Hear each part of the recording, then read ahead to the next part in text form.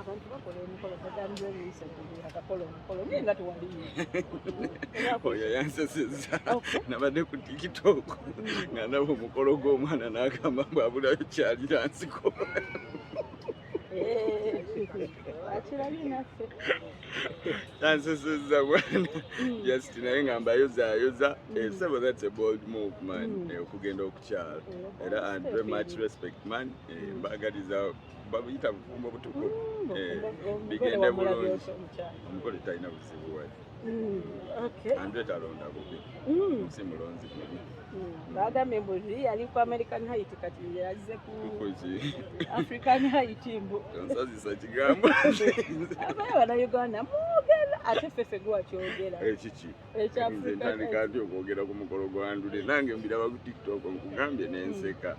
Alright, yes, oli ku Glosh TV nga bulijjo nateera njagala kubanga nkubuuzaako muganda wange gwe wenna atugoberera wano ku mukutu gwaffe gwa YouTube nti wasiibye otya ogamba otya kasubire oli bulungi. Nateera nkujjukiza nti nja kusaba muganda wange genda wansaawo osubscribinge olikinge ateera osharinge still osobola okomentinga okusinzira ku vidiyo eno nga woba okoze ki nga woba ojabe. Nateera nyongera okubanga nkujjukiza gwe wenna eyandyetaaza okubanga olanga naffe aba Glosh TV osobola okubanga otunoonyako kanamba kaffe ak'essimu 0750312083 oba 0750312083 ojja kubanga osobola okubanga otufuna tujja kubanga tukulangira bizinesi yo osobola okubanga naawe ogikuba abantu mu maaso.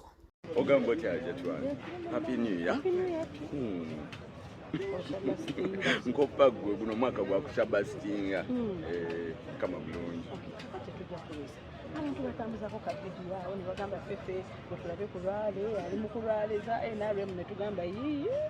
fefe ng'ali kulwale za NRM nange neewuunya kabaka mulwafu masitanga gyetirinze mukowa nubiya nini byonna tujja nedda baana tekisoboka tutandika okukolwani lwaki nsazeewo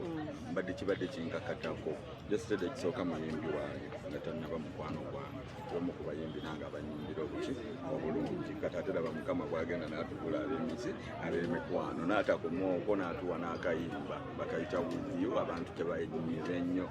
oyo omugambi oyina bbaawo kabisi mukalagalo nkubya ddaawo yamani kati mbadde nyina okubaawo nga bwe nkugambye muyimbi wange mukwano gwange ate tulinayo n'akayimba. Omuntu ayinza okwebuuza munnange kati twagenza okulaba ekiwandiiko kivuddeyo asi kiwandiiko receipting evuddeyo netugamba eri feeke oba ddala fefe busi yabuukinze cricket receipti munange yalinkirize naye teri feeke mukama mulungi twabuukize lugogo cricket sente ab'ekifo baaganye takiwalonze cricket over this time around ekyanondeseza cricket over this time around last time around twakola show ku Jahazi pia eshow yange yali esooka abantu bangi ne bakomplaininga tebamanyiyo ku Jahazi tebamanyi munyonyo mbu teri taxi zigenda munyonyo okitegeera bangamba nabakaluubiriza nnyo okitegeera kati ne ngamba ne bangamba the next show mbateerewa mu kibuga ate mpeza emyaka 10 mu nsiike y'okuyimba hajati nange nkubyeraga wange sewo okitegeera kati mba neetaaga abantu bwe mbakuŋŋaanyiza tweyagalemuko naffe tunyumirwe muteka fefe busiko nga bwe kakuba amalwapuko ne bakyali baako bonna bonna ne balwapa bonna bonna okuleka bafeekerapa bafeekerapa jabbalaba ate abeeyo yana bafeekerapa naye kwe kusalawo nange tukuŋŋaanireko erugogo yamaani lisiti saategedde yagiriikinze naye tekyankosezza kuba nze nabadde mpulaninga kuta posita okitegeera era posita ngenda gita naye mukama bwatyo bwe yabireeza. Twalabye ennaku nga zeeriraanye ne bagamba ate kati weeriraanye ne bebi mama mama ne Karo Kasiita si baby mama muwe ekitiibwa kye ng'omuyimbi kyali bajja lowooza alina ssanyu babies w'omu alabirira abaana Dabagamba munaye kalo kasita bukingi mwana wa. ati ekyekibuuzo wakati emirundi 4,000 5,500 guleke sigenda kiddamu gwa 5,500 naye nga ndowooza buli omu akkirizibwa okuba n'olunaku luli nakola 18 Mei ku Jazz Pier era bulijjo njagala kuddamu 18 Mei naye ku luno natuuse nga weekend eriro 16 Mei okitegeera kati ogwo mwezi gwange am comfortable with it luli gwandagako bwe nabikolamu ekireba na holiday okitegeera kati kyekinkozesaawo Akati ogenze n'ayogera mukowa Nubian ili wamulabye munnange. Bamuyozayozeza kyaliwo. Naye Salva yasinga. Olabye Salva nga mukozi. Salva yayogedde. Bagamba bannange bagamba munaye ntebe agivuddemu alekedde omwami. Nno mwabiteesaako ne Salva. Babiteesaako. Naawe nga mwoli bw'omuko. Sabirimu. Nze mukombeera eno bampa enkoko yange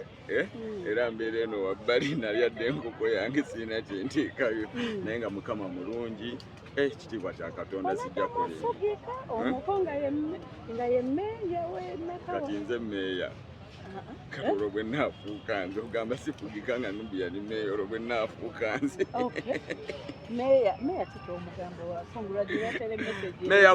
kongula meya kongula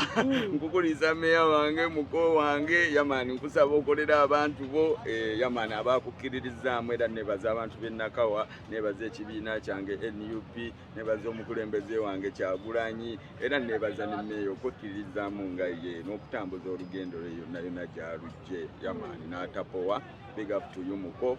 Mukama kulembere mu bufuzi bw'oyingidde. Okay, abantu bakola emikolo bagambye ebiyisa tuli akakola omukolo nga tuwaliyo. Oyo yansesezza nabadde ku TikTok nga ndaba omukolo gw'omwana n'agamba bwabulayo kyalira nsiko. Akirabye naffe. Yansesezza bwana just naye nga mbayozayoza so that's a bold move man okugenda okukyala era and very much respect man mbagaliza babiyita bufumbo butuku bigende bulungi omukolo talina buzibu wali Andre talonda bubi si mulonzi bubi bagambye mbuzi yali ku American Height kati yazze ku African Height mbu nsazisa kigambo abana Uganda mwogera ate fefe gwa kyogera kiki ekyafrika ntandika ndi okwogera ku mukolo gwa Ndule nange mbiraba ku TikTok nkugambye n'enseka naye Andre bigafunyise twakulabiddeko kyakunyumidde ku comment zasinze okunyumira eriwo endala yakunyumidde endala eyanyumidde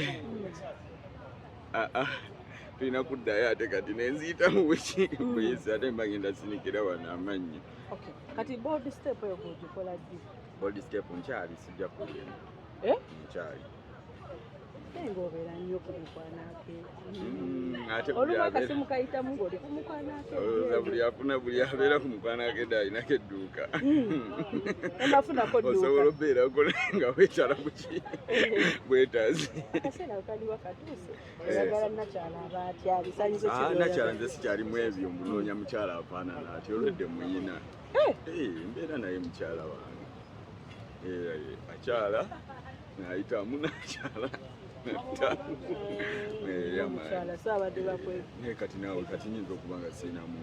mbaawo mba ngenze kuba kimalaaya okitegeera omuntu omukulu nga nze okitegeera